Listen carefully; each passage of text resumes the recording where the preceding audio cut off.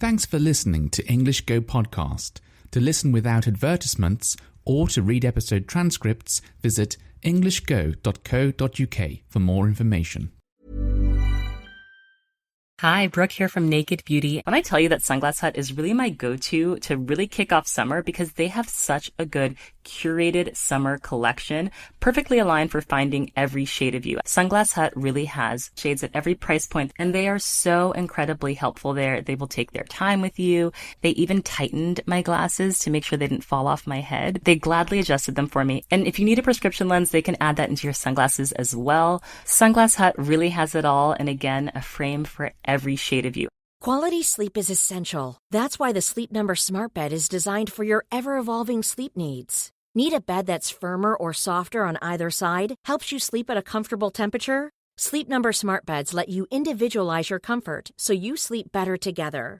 J.D. Power ranks Sleep Number number 1 in customer satisfaction with mattresses purchased in-store. And now, during our lowest prices of the season, shop the Sleep Number Smart Bed starting at $999 for a limited time. Prices higher in Alaska and Hawaii. For J.D. Power 2023 award information, visit jdpower.com/awards. Only at a Sleep Number store or sleepnumber.com. Hello, I come prepared with tea today. I have a nice hot cup of English tea to drink whilst I'm recording this episode. And this episode is rather special because it is something of a milestone for me for this podcast. It is the 365th episode of English Go Podcast, which means that you can listen to one episode of this podcast every single day for a whole year.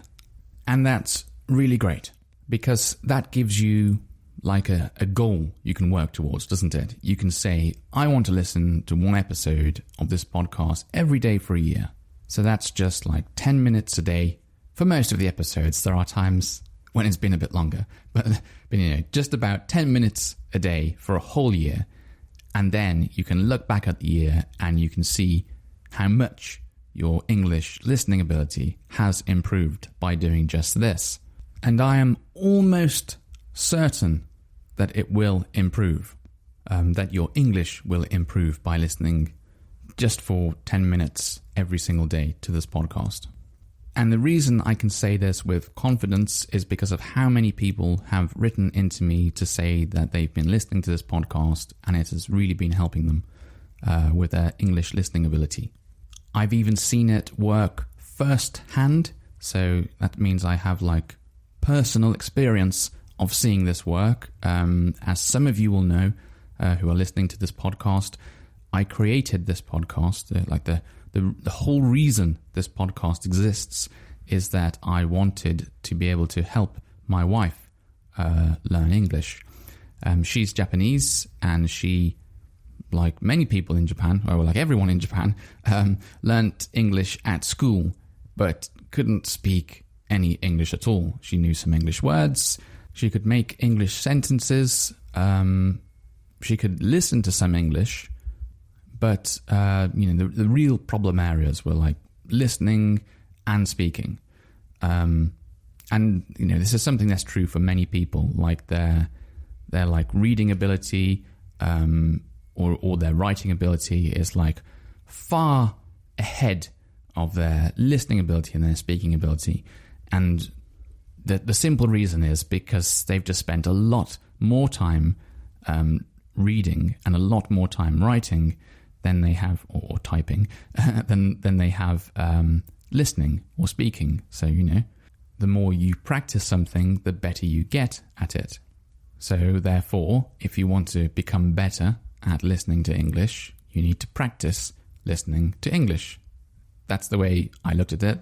I thought, very simple way of looking at it, very obvious. And this is exactly how I improved my listening ability for Japanese. I started listening to Japanese podcasts when I could understand almost no Japanese at all. I mean, really couldn't understand anything that was being said. I could read a little bit, a tiny bit. I knew a few thousand words. But when I heard anyone speaking Japanese, maybe I could pick out, like a basic word every now and again, but whole sentences, no way. I could not understand whole sentences at all. And even picking out words was so difficult. Even just trying to hear the words, trying to like understand all of the patterns in the language and all of the tones in the language, and it all sounded so fast to me. That's when I started listening to podcasts, which sounds crazy, because I'm sure many people will just think like, what's the point of listening if you can't understand anything? But I don't believe that's true at all. I think just like when a baby is born and it can't understand any language, doesn't know any words, all the baby is doing all the time is listening and listening and listening. So I thought there's got to be something in your brain, some kind of like a tool, like a mechanism, like a system in your brain that can start to understand sounds and patterns in speech. So that's why I just kept listening and listening and listening. And then I noticed that I could understand, like pick out more words, or like I could start to break down. I could start to hear words in the language that I didn't even know. Like, okay, that person has just said this word, and then look it up in a dictionary. I couldn't do any of that before. I just spent hours and hours and hours and hours listening. And now I'm at the point where I can listen to some podcasts that are, aimed at native speakers of Japanese, so not for language learners. Not all of them. Some of them are still like way beyond me, probably because the type of podcasts I want to listen to are sort of like about advanced topics, like technology, computing, programming, or politics or something like that. So I think it's going to take a while to get there. But one show in particular I enjoy listening to is more about like general sort of daily life things and like movie reviews, film reviews, game reviews, that kind of stuff. So I'm quite okay listening to that kind of language. And pretty much all I did was a bit of reading, a bit of vocabulary study, and an awful lot of listening. It was mostly listening practice, and the listening practice has also helped my speaking ability, although I still have a lot of work to do on that, to be perfectly honest. But yeah, everything sort of is connected. The better your listening ability is, the better your speaking ability can become. I still don't think it's possible to have amazing speaking ability but really, really bad listening ability. I don't know. Maybe I'll meet someone someday who's really good at speaking English and they can't understand anything I say to them.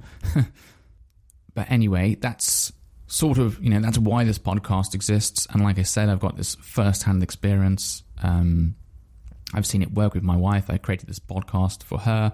When we met, we were only speaking in Japanese. She couldn't, okay, you can make basic sentences, like I want to drink or something like that, greetings and stuff like that. She could say, obviously. But I mean, like we couldn't have a conversation in English at that point. She listened to my podcast episodes and, had the same problem as me, when she started listening to them. Lots of words that she, sentences that she couldn't pick up, could pick up some words and that kind of thing. She sometimes, at the beginning, start of this process, at the start of listening to the podcast, she would often listen to episodes more than once, at least twice, and then find out that she could hear more on the second play of the episode. So thanks to this podcast, she was able to start her sort of like English listening journey, and then listen to my podcast and also introduce other people's podcasts into her like listening practice. And now we can have full conversations in English, just English alone, and we can talk for hours in just English alone. And it really is mostly thanks to not just my podcast, because she listens to other podcasts too, but just listening, just doing lots and lots of listening. She did a bit of reading as well. There was a book I gave her as a gift, which was a child's book that did I read it or did someone read it to me? I think someone read it to me when I was in primary school, probably. And what was it? It was called Mr. Majika. It's about a teacher who's a wizard It's for younger children, but it had very big text in, and I looked at the words and they were reasonably simple.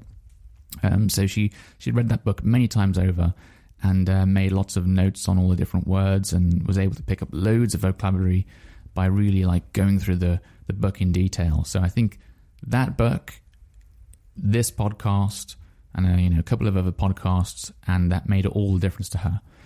And I remember at one point she said to me, that she wanted to learn English. She wanted to be able to speak English better. What should she do? And she went out and she bought these grammar books, and she said she was going to practice with these grammar books. And I said, forget the grammar books.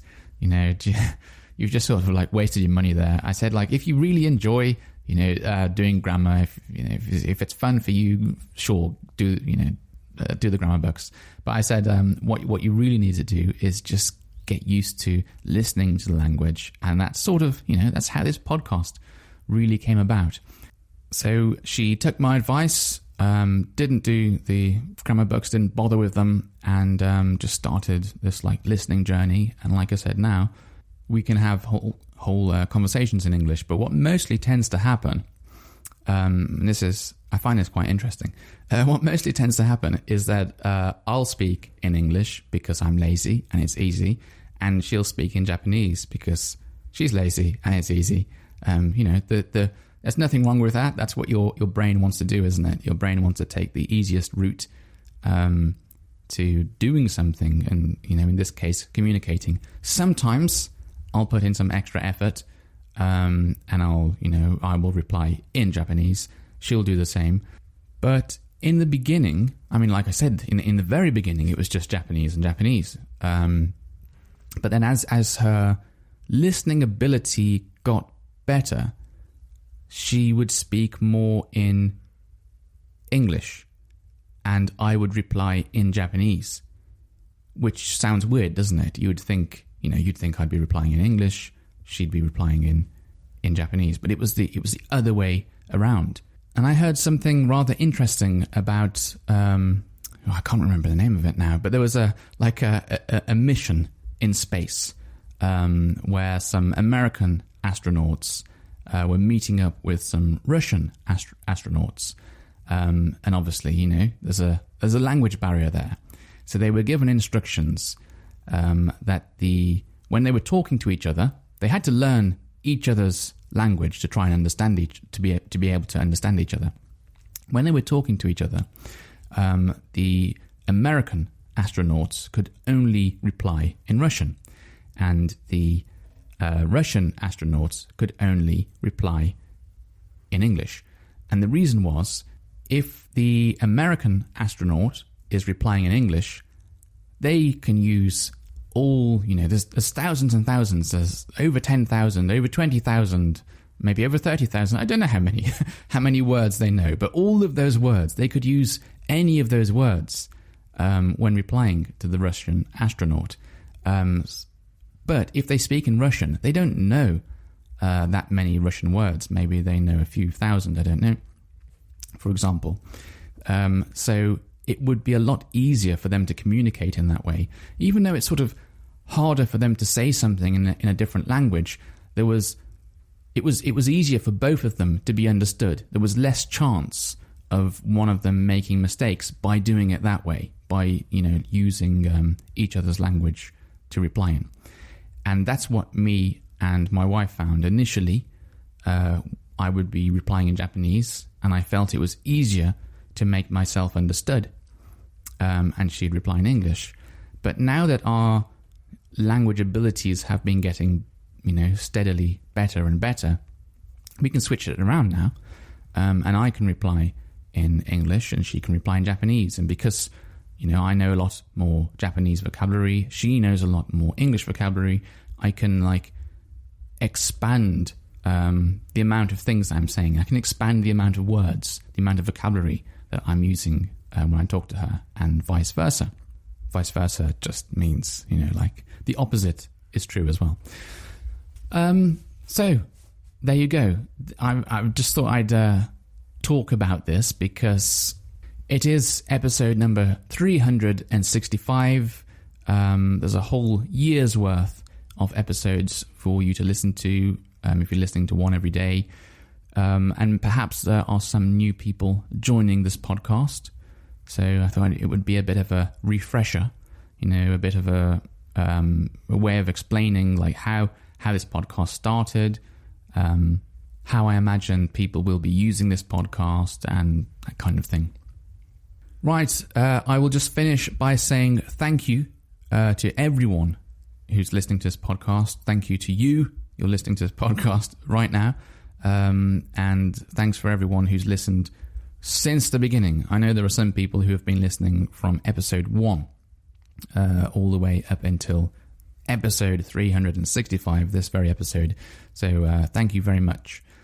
If you've only joined us recently, or I don't know, you've joined in the middle of the podcast, feel free to go back to the beginning and listen to extra episodes just to get extra listening practice in. I only release, at the moment, I'm only releasing 2 episodes every week. So, if you want to listen every single day, you've got this past catalogue of episodes that you could be listening to. So you've got no excuse. You can listen to 1 episode every single day now for a year. And at the end of that year, I'm sure you will notice an improvement in your English listening ability. Right, until next time. I hope you've enjoyed listening to this podcast, and here's to another 365 episodes. Bye-bye. Hi, Brooke here from Naked Beauty. When I tell you that Sunglass Hut is really my go-to to really kick off summer because they have such a good curated summer collection, perfectly aligned for finding every shade of you. Sunglass Hut really has shades at every price point, and they are so incredibly helpful there. They will take their time with you. They even tightened my glasses to make sure they didn't fall off my head. They gladly adjusted them for me. And if you need a prescription lens, they can add that into your sunglasses as well. Sunglass Hut really has it all, and again, a frame for every shade of you. Quality sleep is essential. That's why the Sleep Number Smart Bed is designed for your ever-evolving sleep needs. Need a bed that's firmer or softer on either side? Helps you sleep at a comfortable temperature? Sleep Number Smart Beds let you individualize your comfort so you sleep better together. J.D. Power ranks Sleep Number number 1 in customer satisfaction with mattresses purchased in-store. And now, during our lowest prices of the season, shop the Sleep Number Smart Bed starting at $999 for a limited time. Prices higher in Alaska and Hawaii. For J.D. Power 2023 award information, visit jdpower.com/awards. Only at a Sleep Number store or sleepnumber.com.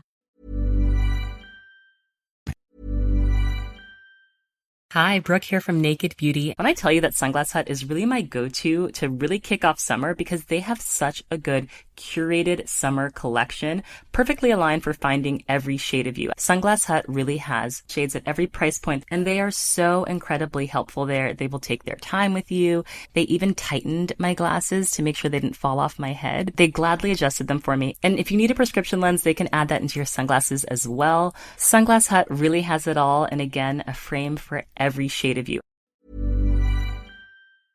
Thanks for listening until the very end of the show. If you've enjoyed this episode, please give my podcast a rating, or if you have the time, write a review. It's a really nice way of letting me know you enjoy these episodes and encourages me to make more of them for you. Thanks very much and have a lovely day.